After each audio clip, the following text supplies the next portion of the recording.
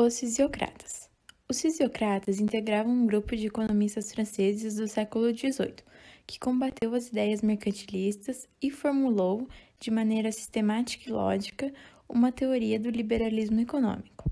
Eles tinham como objetivo analisar o sistema econômico como um conjunto, análogo ao sistema de circulação sanguínea, que seria regido por leis indispensáveis e cientificamente relevantes.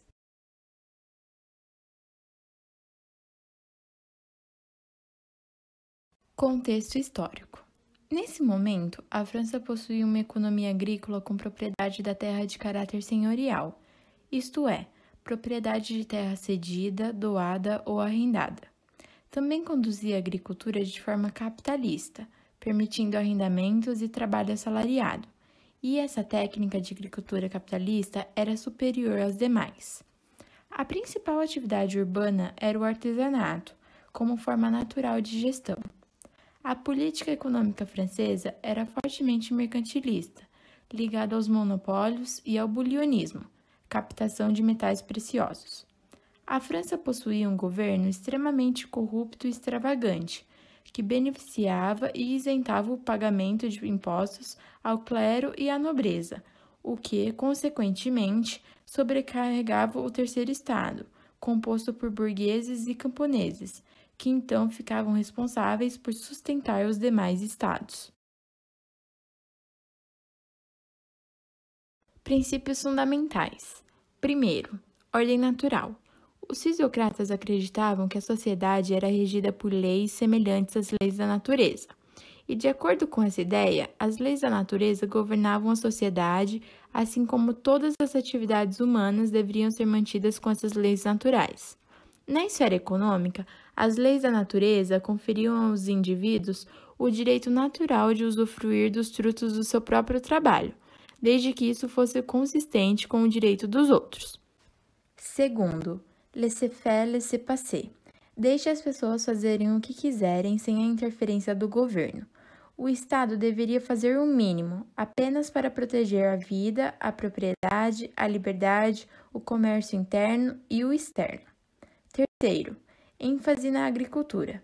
Somente a agricultura e possivelmente a mineração era produtiva e gerava riqueza, pois ela produzia o excedente. Quarto, taxação do proprietário de terras. Como a terra produzia excedentes e, consequentemente, rendimento, só ele deveria ser taxado. Quinto, inter-relação da economia. Fluxo circular de bens e dinheiro dentro da economia. A quem a escola fisiocrata beneficiou ou procurou beneficiar? De primeira análise, os camponeses poderiam se beneficiar com as ideias fisiocratas, pois as obrigações onerosas aos donos de terras acabariam. Porém, não foi o que houve. Se os fisiocratas tivessem alcançado tal desejo, tais camponeses teriam se tornado trabalhadores assalariados de grandes fazendas. Ao promover a doutrina laissez-faire, os fisiocratas estavam promovendo juntamente as indústrias, muito embora não fossem suas intenções, a qual era aumentar o comércio interno de grãos e estimular exportações de produtos agrícolas. Em troca, importariam produtos de bens manufaturados.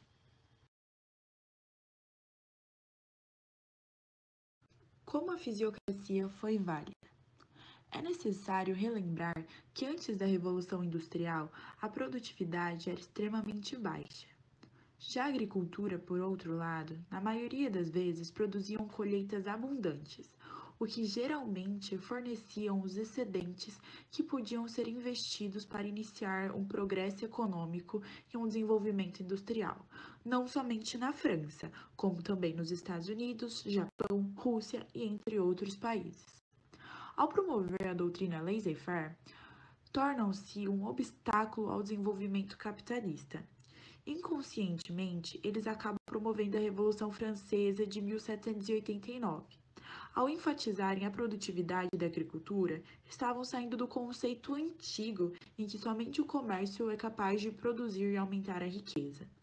Os fisiocratas, em uma visão geral, enfatizaram a produção ao invés da troca, como fonte de riqueza, sendo então a favor do acúmulo de capital por meio de consumo subjugado pelos ricos.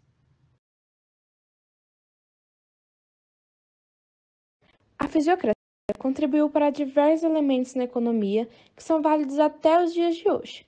Foram os fisiocratas que estabeleceram a economia como uma ciência social, que criaram o diagrama do fluxo econômico e contabilidade de renda nacional e o conceito de análise da alteração de impostos e incidência, que é a base da microeconomia aplicada. Além de, claro, o conceito de laissez-faire, que define o papel do governo na economia numa situação ideal no modelo proposto por eles. Recapitulando, os fisiocratas foram um grupo de economistas franceses do século XVIII que combateram as ideias mercantilistas e formularam pela primeira vez de forma sistemática e lógica uma teoria do liberalismo econômico. Eles analisavam o sistema econômico como um conjunto, semelhante ao sistema sanguíneo, e seguiam leis cientificamente relevantes. François Quinaire. Quinaire nasceu em 1694 e morreu em 1774. Quinaire era médico da corte da França do rei Luís XIV.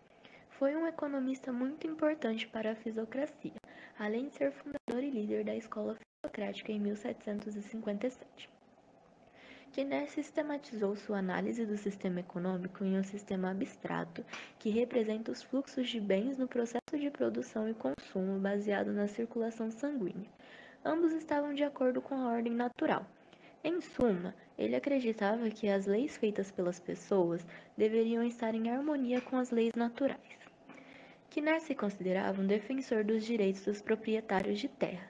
Também era favorável à ideia de preço justo, mas considerava que o mercado livre, em vez de regulamentação por uma autoridade, poderia atingir isso melhor.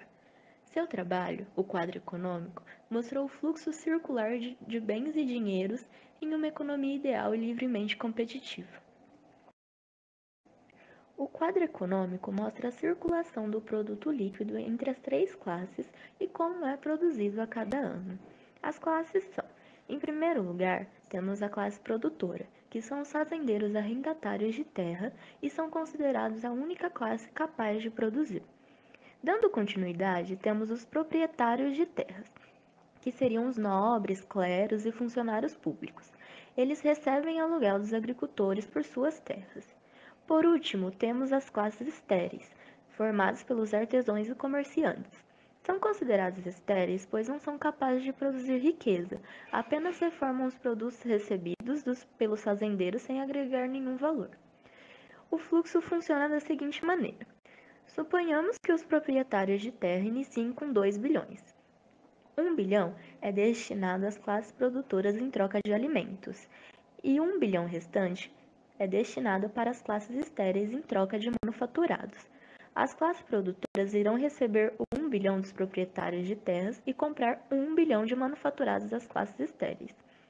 As classes estéreis, por sua vez, recebendo 1 bilhão dos proprietários de terra e 1 bilhão das classes produtoras, irão comprar 1 bilhão em matéria-prima e 1 bilhão em alimentos de classes produtoras. Os 2 bilhões que irão sobrar na classe produtora pagam os aluguéis aos proprietários de terra, repondo o bruto inicial, gerando um fluxo contínuo. O quadro econômico é o antecessor do diagrama de fluxo circular. O quadro de Quinaire traça o gasto ou o fluxo de receitas entre duas classes. Sua tabela implica claramente fluxos contrários de bens reais e serviços. No entanto, o diagrama atual traça tanto o fluxo monetário como o fluxo real. Além disso, divide a economia em dois setores, doméstico e empresarial.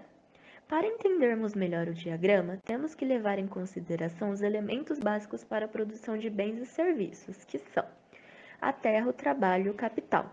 Portanto, para a produção é necessária a combinação destes três elementos, elementos esses que possuem proprietários, pessoas e famílias. Famílias essas que possuem os fatores de produção para as empresas para que elas possam produzir os bens e serviços e fornecê-los posteriormente às famílias, criando o fluxo real da economia.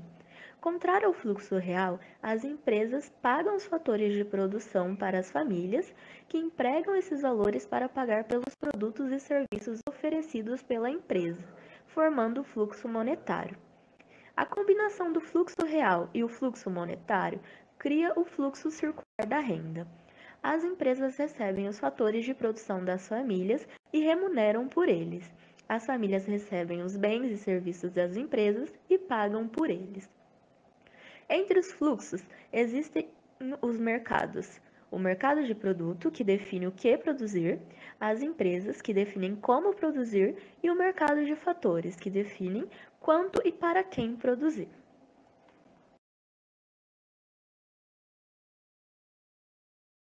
Para finalizarmos, queríamos agradecer a oportunidade de mostrar um pouco da fisiocracia e sua importância para a economia.